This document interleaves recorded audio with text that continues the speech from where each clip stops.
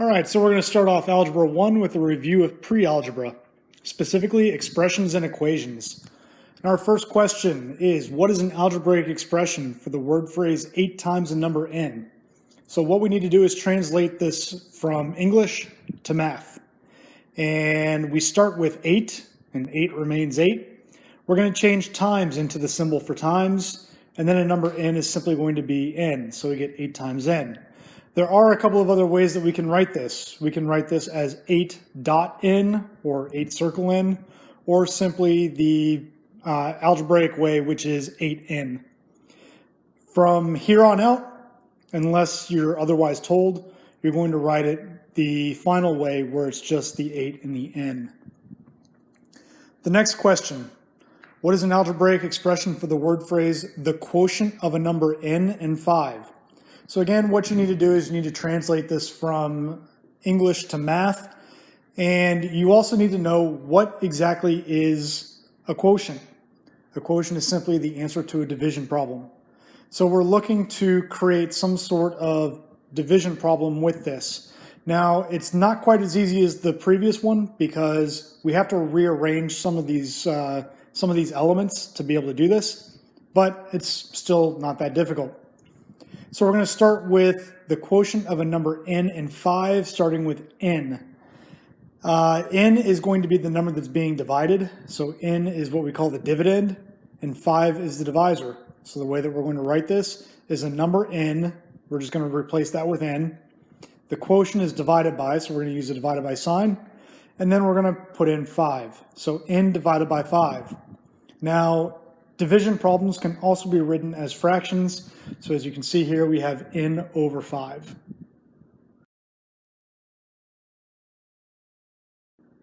So the next set of problems, what is an algebraic expression for the word phrase 3 more than twice a number x? So we're going to start off with that 3, and again, the 3 remains 3. More means plus.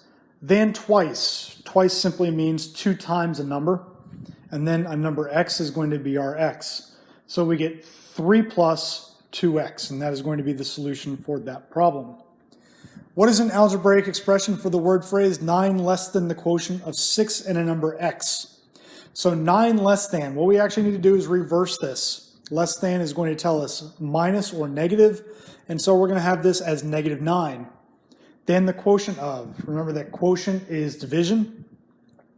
And what are we dividing? 6 and an x. So what we're going to do is we're going to slide that division sign over in between the 6 and the x, and we are going to change that into a fraction, so we get 6 over x minus 9. You could also write this, if you wanted to, as negative 9 plus 6 over x, but it's more standard to write it as 6 over x minus 9. Finally, what is an algebraic expression for the word phrase the product of 4 and the sum of a number x and 7? So the product is a word that means multiplication. It is the answer to a multiplication problem. So we have the product of, which is going to indicate times, 4, so we're going to be multiplying something by 4, the sum of a number x and 7. So this means that the sum of a number x and 7 are grouped together. So we are adding x and 7 because, again, sum means the answer to an addition problem. What we're going to do in order to make sure that we have those grouped together is we're going to put them in parentheses, and then we're just going to put the 4 right up next to the parentheses. So we get 4 times the quantity x plus 7. Okay, in the next question, we're going to reverse the process that we just did. What word phrase can you use to represent the algebraic expression 3x? So again, remember that we said that anytime that you have a number right up next to a variable, then that means that the operation that is occurring is multiplication. So what do we use for multiplication? A times sign. So 3 times x is going to be our solution.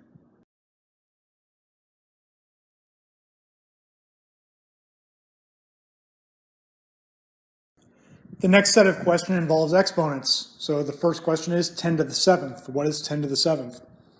So again, remember that 10 to the 7th means 10 times itself 7 times.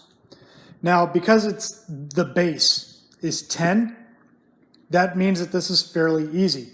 All we're going to do is write out a 1 with 7 zeros behind it because the 7th exponent tells us to write the 0 7 times.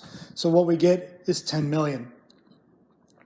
The next question is 0.2 to the 5th. Now again, what this means, since it's to the 5th power, we're multiplying 0.2 times itself 5 times. And the answer to that is going to be 0.00032. Now, in mental math, there's an easy way of doing this.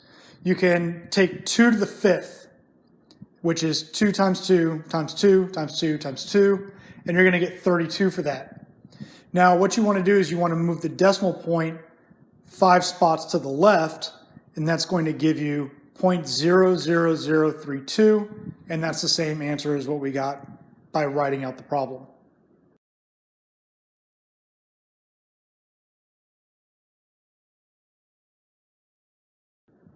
For the next set of questions, we're going to work on multi-step expressions. And the first question that we're given is the quantity 6 minus 2 cubed divided by 2. So what we need to do in order to solve this is start by using PEMDAS. And remember that PEMDAS is parentheses, which also includes brackets and braces, followed by exponents and radicals, multiplication and division, though not necessarily in that order, and then addition and subtraction, again, not necessarily in that order. So we have 6 minus 2 inside of the parentheses, so we're going to start with that, and that's going to give us 4. That leaves us with 4 cubed divided by 2.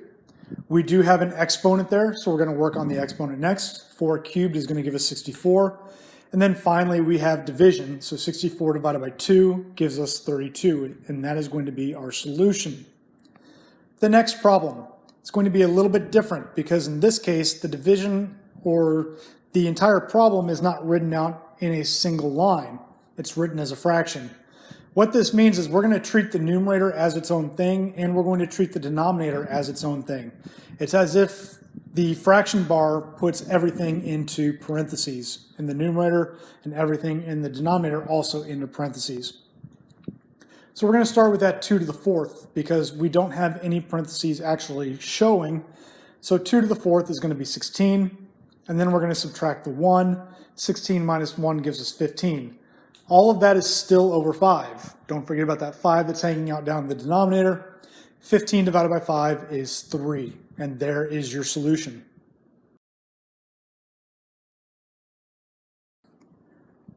The next couple of problems involve us substituting known values. So we have what is the value of the expression for x equals 5 and y equals 2. And we're given x squared plus x minus 12 divided by y squared. So anytime that we see x, we're going to plug in 5. Anytime that we see y, we're going to plug in 2. So substituting those values in, we end up with 5 squared plus 5 minus 12 divided by 2 squared. So again, we want to do PEMDAS working from left to right. We start with the 5 squared. 5 squared is 25. Since that 5 squared is on the complete other side of the problem from the 2 squared and they will not affect each other at all, we can go ahead and work on those together. So the 5 squared gives us 25 and the 2 squared gives us 4. The new expression is 25 plus 5 minus 12 divided by 4. So now we look at PEMDAS. What are we told to do in PEMDAS next? Math and division, going from left to right. So we look at 25 plus 5, that's addition, 5 minus 12 is subtraction, and then we get to 12 divided by 4, which gives us our division. So 12 divided by 4 is 3, and we're left with 25 plus 5 minus 3. Now, in PEMDAS, we work addition and subtraction left to right. So we do 25 plus 5 first, which gives us 30. Then subtract the 3, and that is 27, and there's the solution. Then the next question is, what is the value of the expression for x equals 5 and y equals 2? So same values, but a different expression. This time we're given the quantity xy squared divided by xy. So what we're going to start off doing, again, is substitute the values in that we know. So anytime that we see x, we're going to plug in 5. Anytime that we see y, we're going to plug in 2. So we have the quantity 5 times 2, which is then going to be squared, divided by the quantity 5 times 2. So we're going to start off by working inside the parentheses in the brackets. 5 times 2 gives us 10, so we get 10 squared. We also have a 5 times 2 on the other side of the division sign, and so we're going to go ahead and do that at the same time, and that's also going to give us 10. So now we have 10 squared divided by 10. Now that we've done the brackets, the braces, and the parentheses, the next thing that we're going to take a look at is doing the exponents.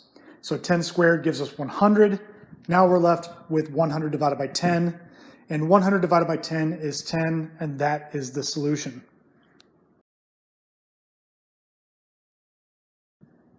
The next question is slightly more complicated, and it actually involves a real-world scenario. So one of the things that's going to happen to you once you get a job is you're going to get a paycheck every week, 2 weeks, or a couple times a month. And then some of that money you're going to deposit, and some of that money you're going to spend. What we want to do here is find out what is an expression that describes your spending money after depositing 2/5 of your wages. So what we want to do is we want to do the original amount minus the deposited amount. And what we're going to do is we're going to use W for wages. So the wages that you earned are represented by W, and we're going to subtract out 2/5 of your wages. And that's going to leave you with what you have left. So we go W minus, and then to figure out how much was deposited, we're going to do 2/5 of W. And remember that of means multiplication. So W minus 2/5 W is going to be the expression that we use in order to figure out how much money you're going to have left. Now, if you made $40 in wages that week, then we want to find out how much do you have left for spending money. So we're going to plug in 40 for W. 40 minus 2/5 times 40 is going to be the new expression. 2/5 times 40, because again, we're using PEMDAS. 2/5 of 40 is 16. 40 minus 16 is 24. So you would have $24 remaining after you've deposited 2/5 of your wages.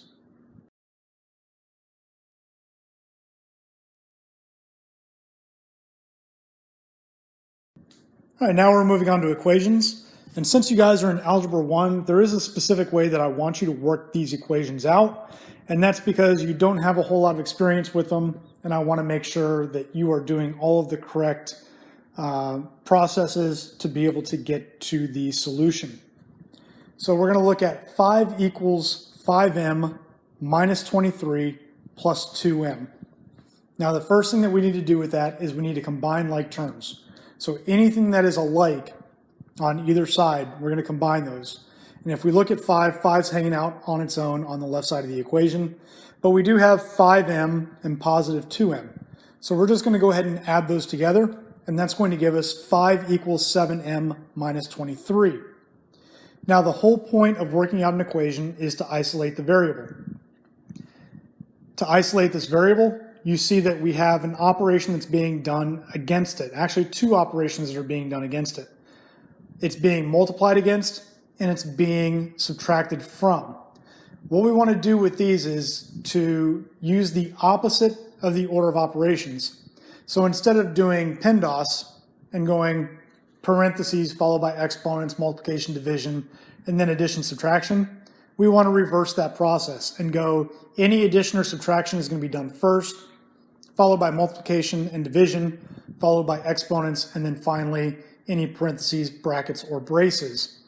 So since we have 23 being subtracted from 7m, the first step is to add 23 to both sides. This is called balancing an equation. And one of the things you're going to hear me say a lot, and that you're going to have to remember, is that whatever you do to one side of an equation, you also have to do to the other side of the equation. And what I want you guys to do is you see how this is being written vertically, and then there's a bar underneath. I want you to do it just like this until I tell you you don't have to do this anymore. So once we add that 23 to both sides, the left side now has 28, and all we're left with on the right side is 7m. So we're halfway to isolating that variable on the right side. Now, what is the 7 doing to the m? The 7 is multiplying the m. So what do we do to get rid of multiplication? We do division. So we're going to divide the 7m by 7. Again, whatever we do to one side of the equation, we also do to the other. So 28 divided by 7 is 4. 7m divided by 7, the 7s are going to cancel out, and all you're left with is m. So the solution is m equals 4. Now, I also want you to be able to check your answer to make sure that you've done this correctly.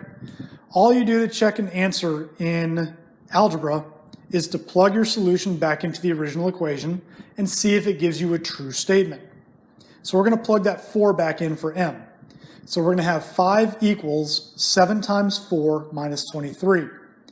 We're going to go ahead and do the 7 times 4, and that's going to give us 5 equals 28 minus 23.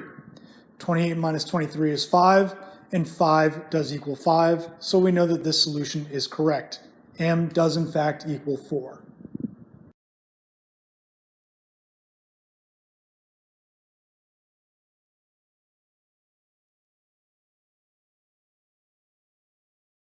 The next concept we're going to review is distribution. So the problem that we're given is negative 8 times the quantity 2x minus 1 equals 36. We're going to go ahead and distribute that negative 8 into the quantity 2x minus 1. Now the other thing that we could do here is to divide negative 8 out, but if we divide negative 8 out, we're going to get a fraction over on the right side. So we want to go ahead and distribute to keep this as clean as we possibly can for as long as we can. We don't want to have to deal with fractions if we don't have to. So distributing that negative 8 through to the 2x minus 1, we end up with negative 16 plus 8 equals 36. Again, the whole point of any equation is to isolate the variable. So to isolate this x, we're going to have to subtract the 8 from both sides. Again, whatever you do to one side, you do to the other. That's going to leave you with negative 16x equals 28. Now at this point, there's nothing we can do. We have to divide out the negative 16, and we're going to end up with a fraction, but that's all right because we're almost at the end of the problem. So isolate that x by dividing out the negative 16, divide 28 by negative 16 as well. That gives us x equals negative 28 over 16. However, if you stop here, you're going to get the answer marked partially wrong because you haven't finished solving the problem. The negative 28 over 16 can be reduced, so you have to figure out what goes into both 28 and 16. The answer to that is 4. So what is 28 divided by 4? It's 7. What is 16 divided by 4? It's 4. So your answer is negative 7 over 4. Now, again, check your work to make sure that you've done this correctly. Plug in the negative 7 fourths for the x. So negative 16 times negative 7 fourths plus 8 equals 36. Now there's a couple of ways that you could work this fraction times this integer. And you could go negative 16 times negative 7 first, but the easier way of doing this is going to be negative 16 divided by 4. So negative 16 divided by negative 4 is 4, times 7 is 28. 28 plus 8 is 36. And we figure out that 36 is in fact equal to 36, so we know that this answer of negative 7 fourths is correct.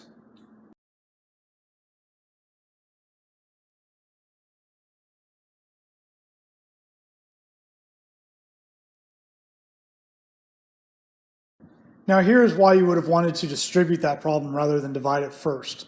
If we divide out that negative 8, you can see that we're going to end up with 2x minus 1 equals negative 36 over 8. Negative 36 over 8 can be reduced, so that would be the first thing you would do before working anything else on this problem. So by reducing it, you're going to end up with 2x minus 1 equals negative 9 halves, because both 36 and 8 are divisible by 4. Then what you're going to have to do is you're looking at getting rid of that negative 1. So you want to add 1 to both sides. But you don't want to add 1 to a fraction that's on the right side. So you need to turn the 1 into a fraction that has a denominator of 2.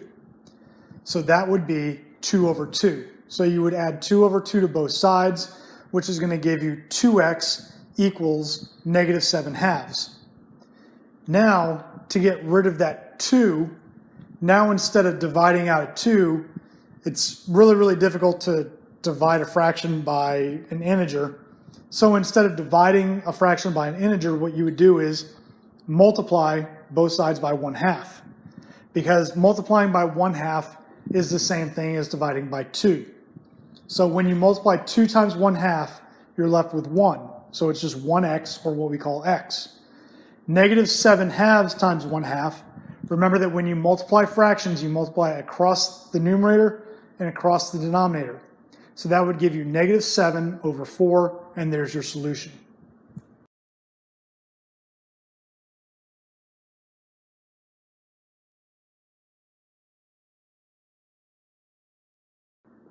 In this next problem, we have variables on both sides of the equal sign.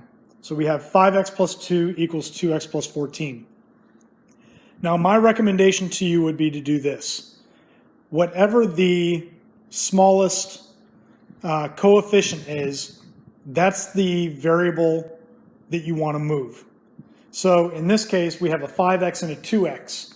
Since that 2x is the smaller coefficient, or the 2 is the smaller coefficient, go ahead and subtract 2x from both sides.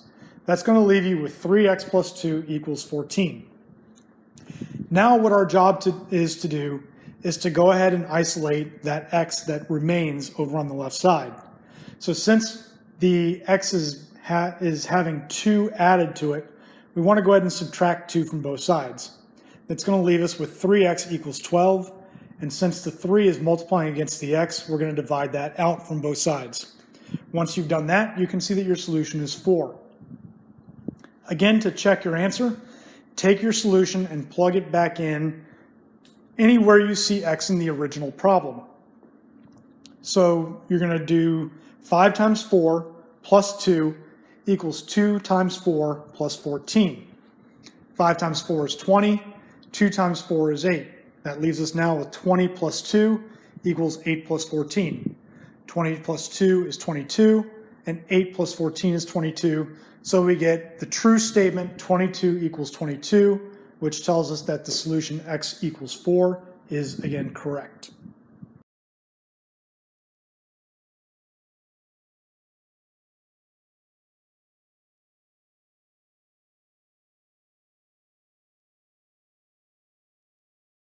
All right, so in algebra, there's 3 different types of possible solutions.